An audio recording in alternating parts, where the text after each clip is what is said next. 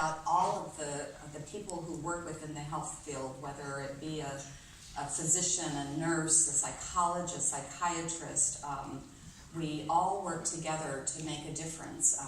I've learned so much more in the last few years about public health as I step out of my office and out into the community, and how we all work together. But why do we do it? Why do we make the struggle?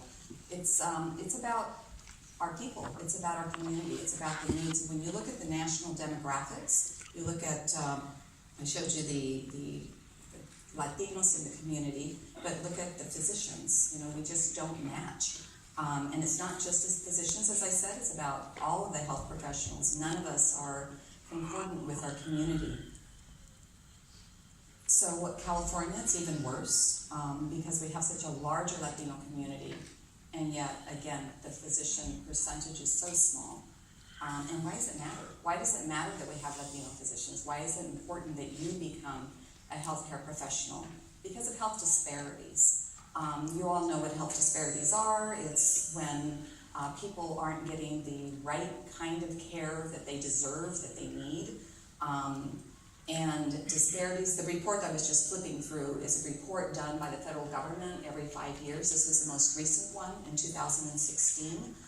And it talks about the fact that disparities continue to persist, especially for poor and uninsured populations in all priority areas. It talks about how Hispanics continue to experience worse access to health care compared with whites for 75% of their measures. Why is that? Why are we continually seeing ourselves not matching? It's because of the fact that we don't have the health professionals who can provide those services and that access. The interesting thing is that we have Obamacare, right? The old ACA, where now purportedly everybody has access to health care. We'll see how that happens in the Trump administration. But the interesting thing is that even though we have the uninsurance rate drop, the access measures didn't show much improvement. Here it shows that if you're poor, you still don't have the access. Why? It's because even if you're insured, most of that insurance is Medi-Cal, and many, many providers will not take Medi-Cal. And yes, we have community health centers, but the community health centers continue to struggle to find the healthcare professionals that are willing to work there. Why?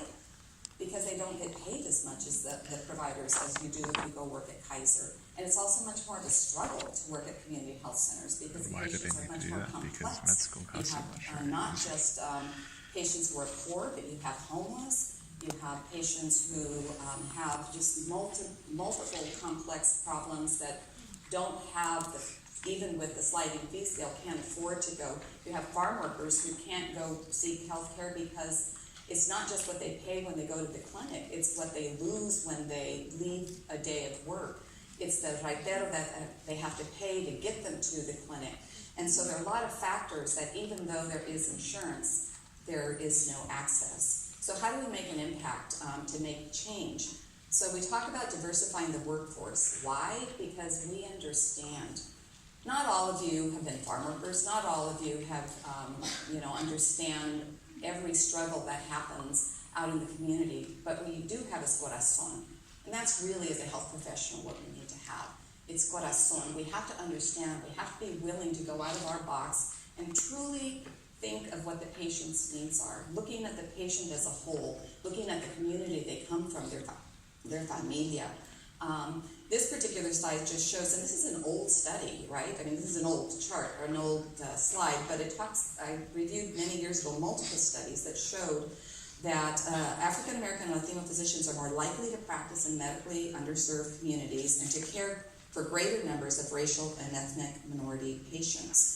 This study was done by a colleague of mine at UCSF, Dr. Grumbach, and it also shows that in Latinos, African Americans are much more willing to practice in underserved communities. And that's important, not just because of the color of our skin or the language that we speak, but again, it's back to the willingness to understand the culture and to work within that culture.